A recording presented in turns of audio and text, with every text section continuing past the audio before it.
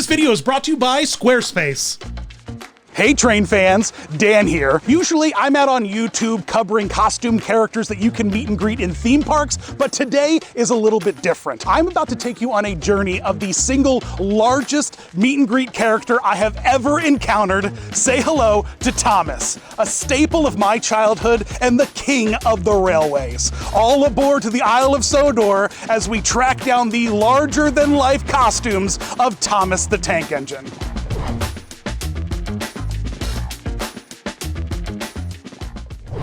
As an American, Shining Time Station was my introduction to Thomas. That's what the original Thomas and Friends show was called when it was aired stateside. Thomas was everything. My gosh, I love Thomas so much. The jukebox band is literally a core memory for me. I wish it was real. I wish I could just go and visit them. And growing up in the days of Toys R Us, where there was a whole section dedicated to Thomas, with communal train tables and every conceivable character in the Thomas universe ready to roll around on those bare pine tracks, clicking together with those magnet clicks, you know? Sometimes I just go into my kitchen, I just click two magnets together just to feel something, you know? That's how much I loved those Thomas communal train sets. Look, every kid loves trains. It's a universal thing that's both wholesome and magical. So it's no wonder that Thomas was mega popular. Now, as a kid, I had no idea that Thomas was British. I didn't realize that he was born of a worried minister who would doodle stories for his sick kid in the early 1940s. His doodles were eventually published into a series of popular books. Thomas himself wasn't a character in the original book series. He was created by the author's son, who received a blue toy train for Christmas, carved by the Reverend, and he named it, you guessed it, Thomas. He loved this little toy train so much that he got for Christmas that he begged his father to add Thomas into the stories, and the rest is history. Eventually, these popular stories were scooped up and turned into a very popular children's television show, packed with stop-motion puppets, a super rad conductor or two, and goofy over-the-top train antics. The show would go through many hands and phases, from puppets to now CGI to like what looks like an anime Thomas, but the fandom persists. And inevitably, as all super childhood fandoms eventually do, the demand to see Thomas in the real world became too great of a thing not to do.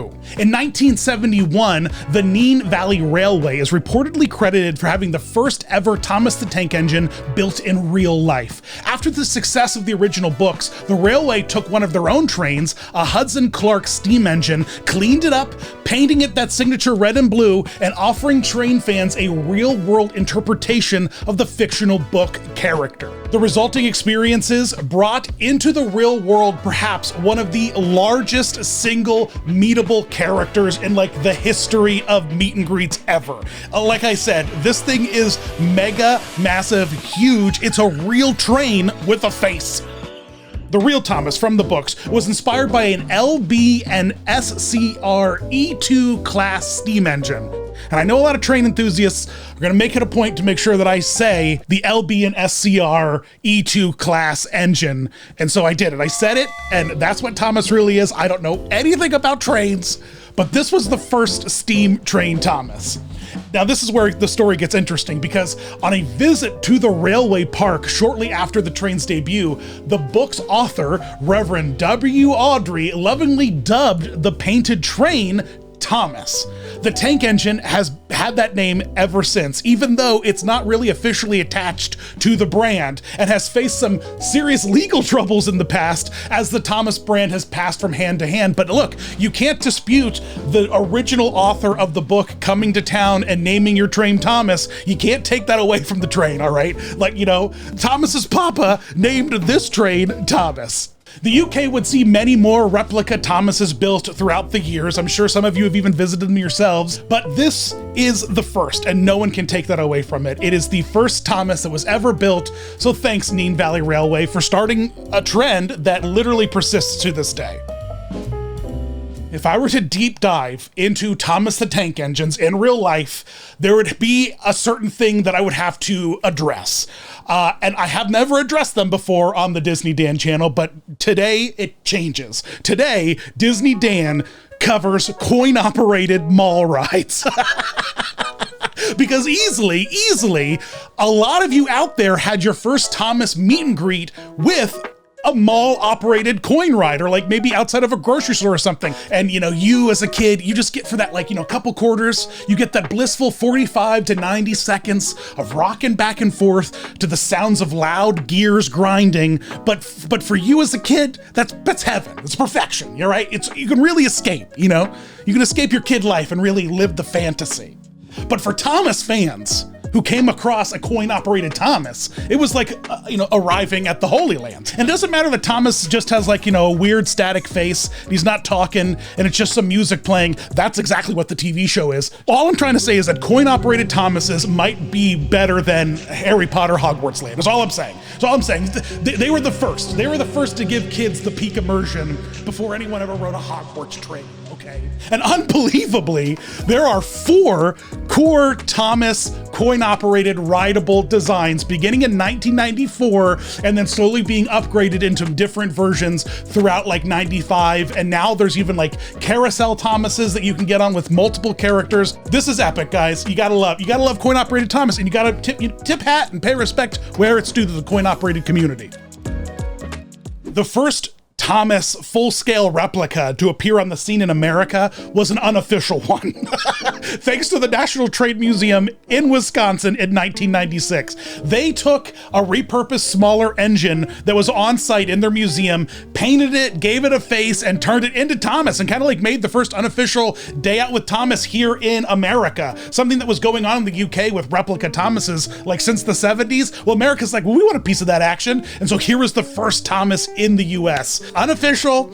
It ran until 2002 until it was taken down. I read on Wikipedias and on forums through legal action, although I couldn't substantiate that with a newspaper article. But apparently someone was hey, you got to take this thing down. So they repainted it back to its black state and ripped the face off, and now it just sits in the museum like a husk of its former self. So if you want to go see the first ever Thomas skeleton, go to Wisconsin, go to their train museum, and you can find it there still to this day. The first unofficial Thomas. We tip your hat to you, sir. The first official American Day Out with Thomas, with an authentic steam engine replica, came to America in 1999 in the oddest of places, Pennsylvania Amish country.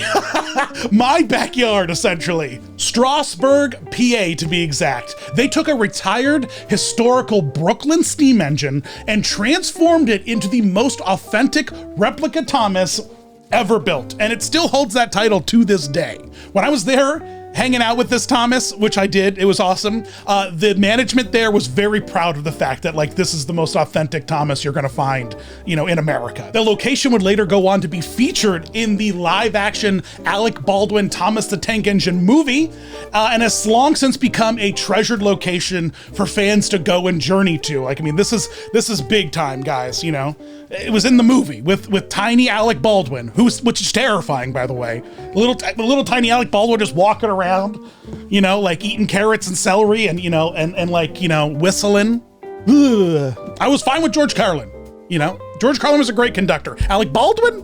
I don't know. As the Thomas brand continues to grow, so too does the Day Out with Thomas event that began in the late 90s and is still going on today, and it just keeps getting bigger and bigger every year. The one I went to in Strasburg now has a Percy and a Henry. They even have Sir Topham Hatt hanging out. It was really cool. Other locations for Day Out with Thomas have sprouted up. They're kind of all over the country now. Let me know in the comments where you get to hang out with Thomas and what local rail yard you get to see him in. But most of those Thomases are just shells over a modern train, or not an exact steam replica. The one in Strasburg is the one if you want to see the authentic replica. Otherwise, it's just a train wearing a Halloween costume, if you ask me. Like I said, I was on location with this Thomas, and he's awesome. The vibe there is immaculate. Hanging out in the old wooden train cars with Kenny was so cool, and we rode across the countryside. It felt like we were in our own Thomas episode. It was wild. I loved it. It was amazing. Thomas farts. He blows out big stacks of steam, and he pees. He blows out water, and it's like seeing an elephant. Honestly, it's just this big, huge creature that needs constant care for it to operate. It's wild. In 2014, Garner Holt, a lot of you might be familiar with them as like the animatronic masters of Disney World, they stepped in and made animatronic faces for all the Day Out with Thomas trains. No more static Thomas faces. Now their eyes move and their mouths open and close. They have one in Strasbourg. It was really neat looking at those shifty eyes, kind of like glaring back and forth at everyone walking around. It's like, who's getting on my back? Who's getting back there?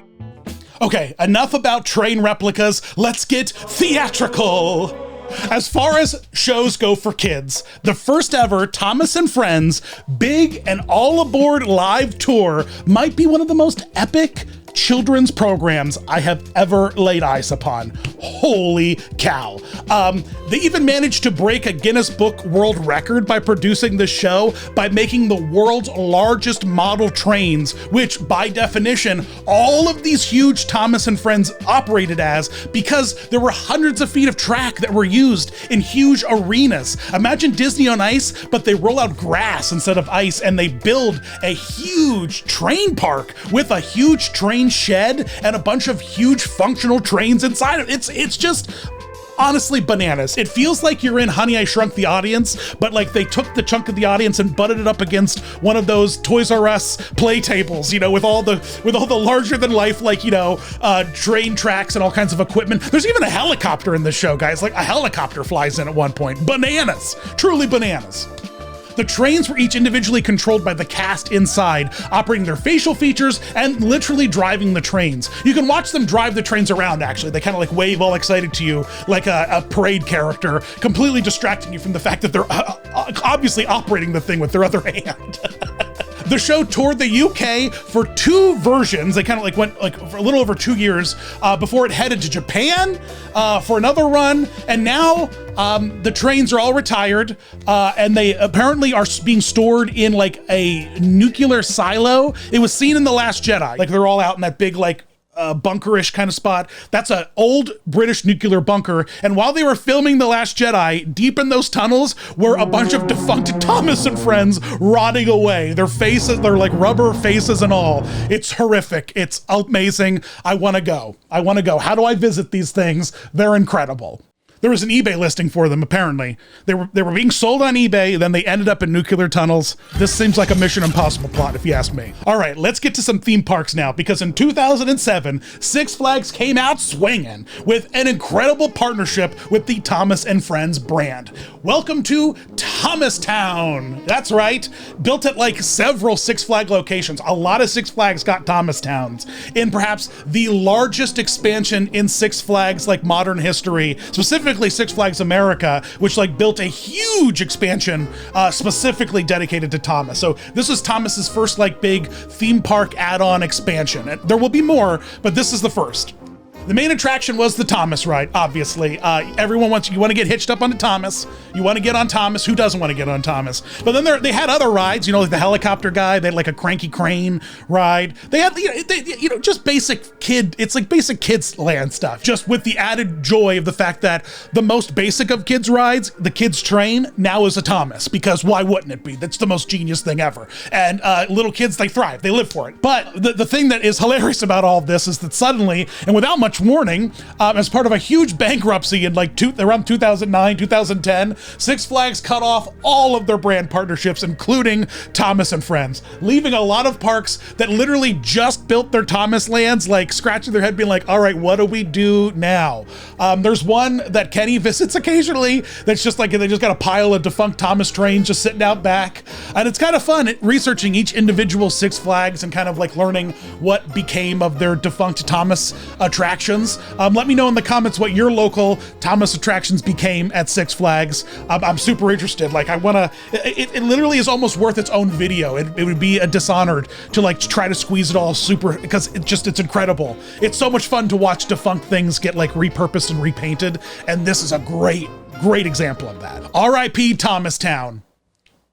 Pour one out for Thomas out of my Stanley. I'm not going to do that, actually. I'm going to drink it instead. Woo! all aboard. We're halfway through. Things are about to get very stage forward, all right?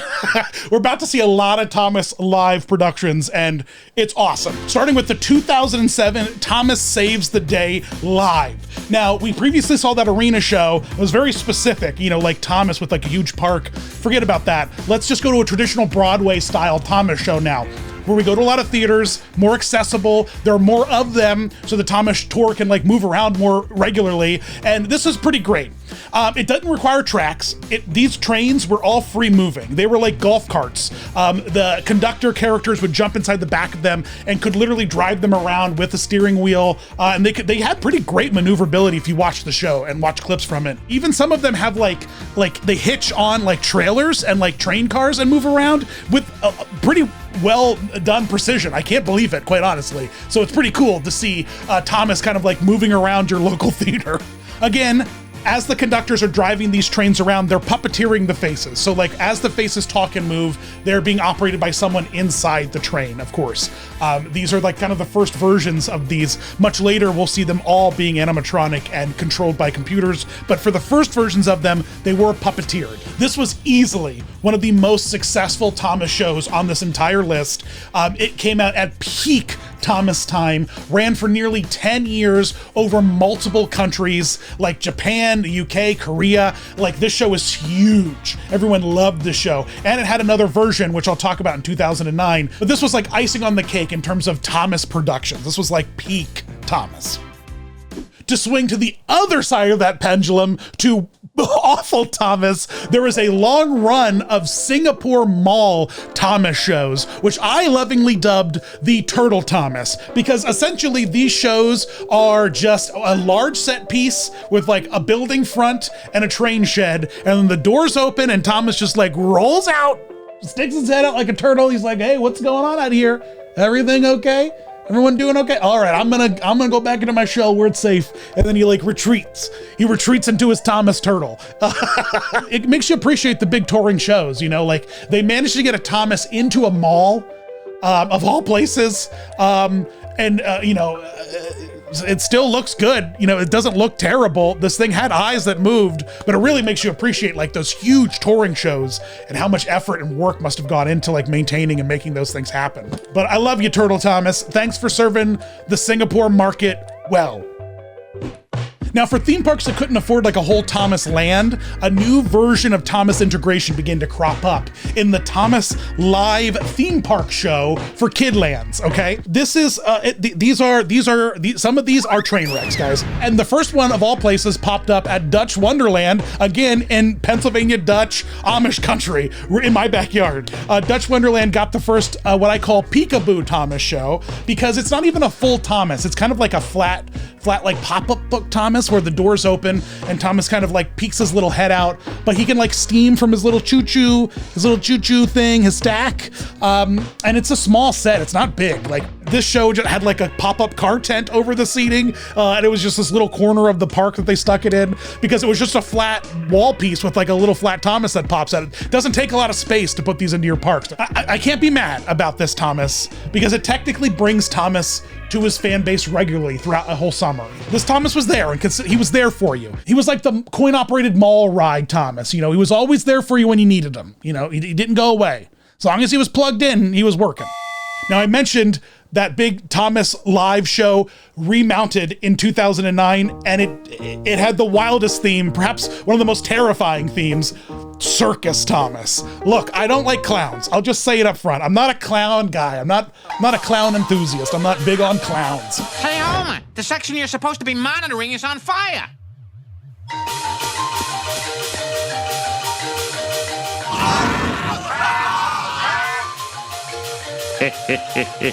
Clowns are funny. And so, you know, you take my precious Thomas and you surround it with clowns, so many clowns, Dan's gonna have a problem. Some people like it, I guess. So in 2009, a circus came to town with Thomas, and it's cool. You know, everything was circusified. My sleep paralysis demon, you know, Thomas, covered with clowns, so. A place called Butlins Park in the UK did their own special version of the Peekaboo Thomas live show in 2010 with a bit of a fun twist. It's kind of a cross between Turtle Thomas from the Singapore mall shows and the Peekaboo Thomas. It's very articulated. It's got like a fun little 2 extra doors that for a while everyone's like, why are there 3 doors? Well, there's only 1 train. Well, they upgraded the show to include 3 trains. You know, you got, I think that's James and Percy. Who doesn't love a James and Percy cameo? These are nice. These are some really nice animatronic Thomases. It's really more about the 2 lunatics out front dressed like conductors. I think they're called like Rusty and Krusty or something, like Rusty and Dusty. You know, thanks Butlins Park for making this interesting Thomas and bringing him to the children of the UK. This one was neat. I'll give this one 2 out of 3 trains. No, that's too small a scale. I'll give this one 3 out of 5 trains. Darien Lake, a park in upstate New York, gave us the fanciest of the theme park Thomas shows called Thomas Full Steam Ahead. It's like all the other shows that were very low effort and like turned up to like 11. Like the little land, like little corner that they built with like a very detailed Thomas set is gorgeous. It's got like a movable mouth, which is the first time we've seen that. We've seen a lot of movable eyes, but this one articulates its mouth and eyes. It's not like under some temporary pop-up tent. This thing was like an addition to the park.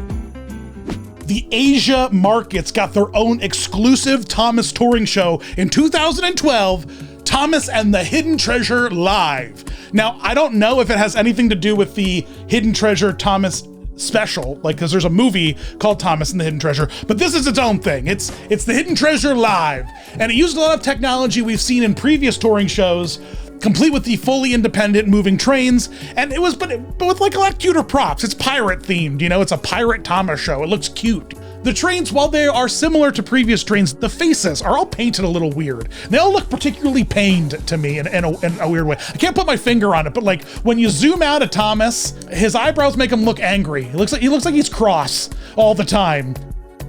For the first time since its Six Flags entanglement, a full-scale Thomas theme park land opened in Massachusetts in 2014 in a little theme park called Edaville, USA.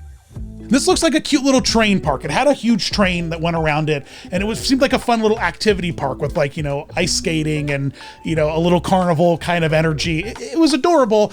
But this was a massive investment into the park. This was really trying to take a cute little family play area and turn it into a bona fide themed park with the Thomas Land investment, a $25 million investment that brought 11 rides to the land. It was awesome. Garner Holt, which we mentioned previously, who worked on the animatronic faces for the Day Out with Thomas, was brought in to build like full-scale Thomas attractions for this ride and worked on the little model Thomas as well as a lot of the other Thomas theming in the land. So you knew that like they brought in Disney level animatronic experts to work on this park. It was really impressive looking. And it ran for a while. It was open for quite a while, about 5 years until COVID shut it down, until the theme park had to close because of COVID, and it went into the negative pretty hard to the point where I don't believe it could pay its licensing dues. They put the park up for sale and like Thomas was essentially gutted from the park.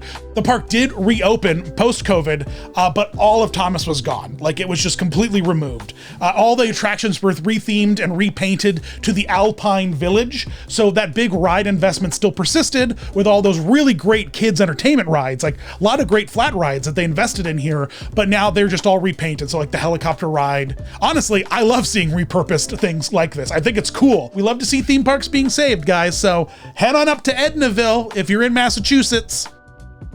Japan might have, honest to God, perfected the art of the live Thomas show when they combined 2 things children love more than anything: trains and dinosaurs. The story sees Thomas getting stuck in like a rocky cave formation, and when he's freed, he reveals a dinosaur fossil. How cool is that? Then they dig the fossil out in the story and like bring it on the set. So it's amazing seeing the Stegosaurus fossil being surrounded by trains. It's like kid heaven. And I love the design of these new trains, which can now move on their own without a cast member inside of them controlling them. Sure, the conductors hop on the trains and like ride them occasionally, but they don't need a conductor inside to operate. Now they are fully autonomous, which is a nice little upgrade. The mouths don't move on these designs, just the eyes. So that's a little bit of a downgrade, I think. I really would have loved to have seen the mouths articulate, but they feel very sleek and small and efficient. Almost like versions of Thomas toys scaled up instead of like a Thomas train,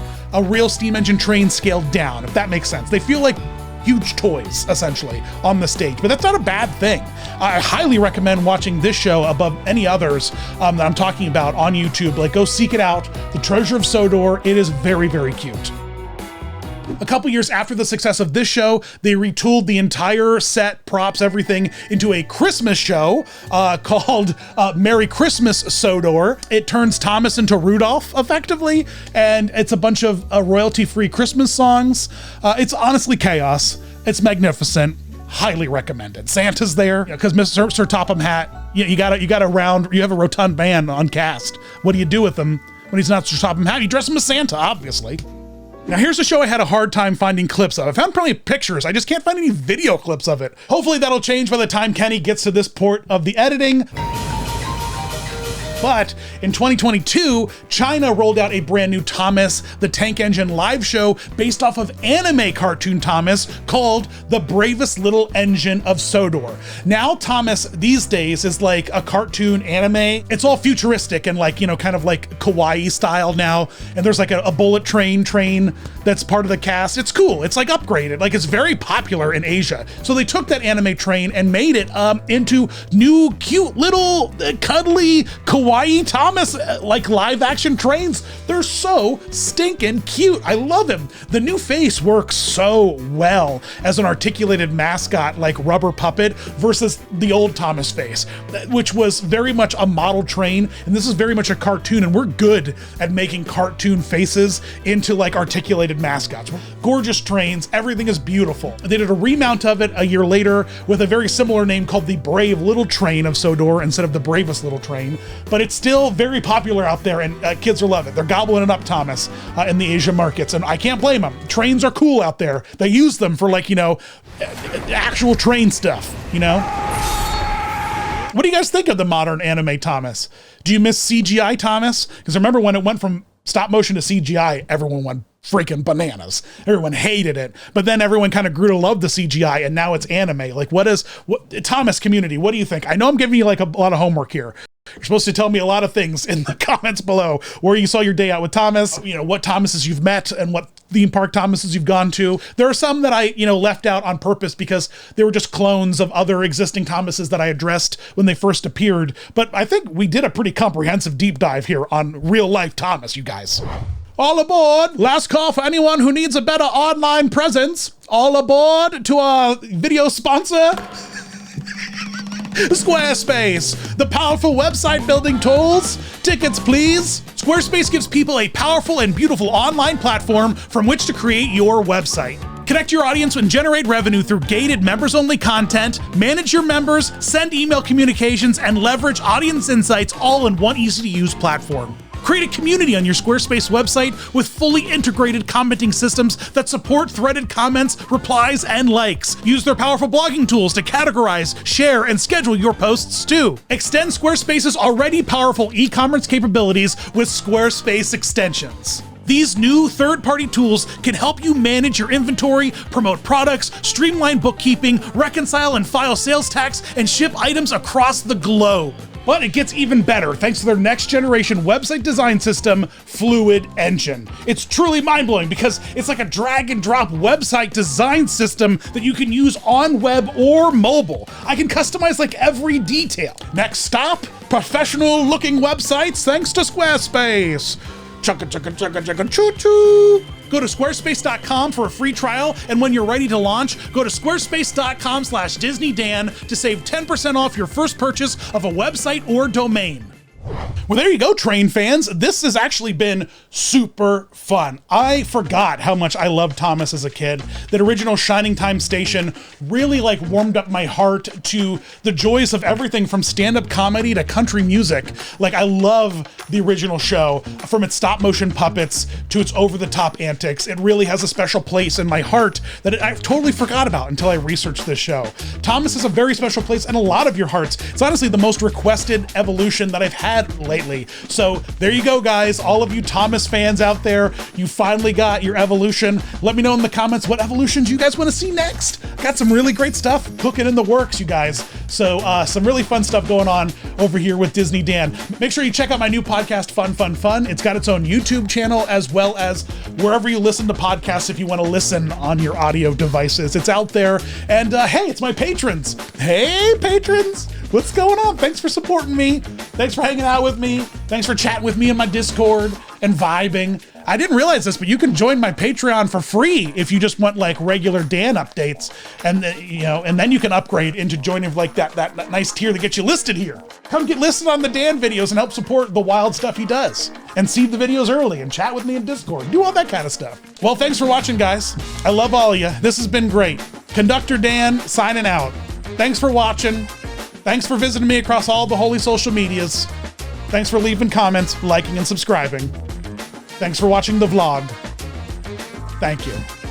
You rock.